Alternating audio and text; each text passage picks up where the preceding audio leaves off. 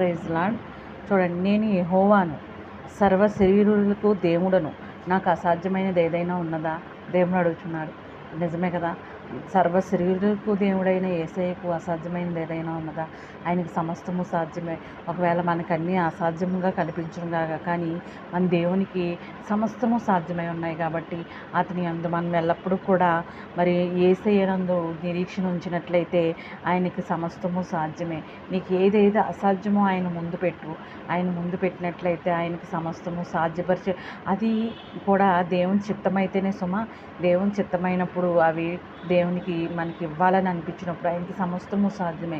మరి మనం మంచి ఈవుల్ని అడిగినట్లయితే ఆయన ఇంకనూ మంచి ఈవుల్ని అడుగు వాటికంటే ఊహించే వాటికంటే అత్యధికంగా ఇచ్చు దేవుడై ఉన్నారు కాబట్టి, మనకి మంచి ఈవుల్ని దేవుడై ఉన్నారు కాబట్టి, మరి అటువంటి దేవునికి సమస్తము సాధ్యమైన దేవునికి మొరపెడదామా?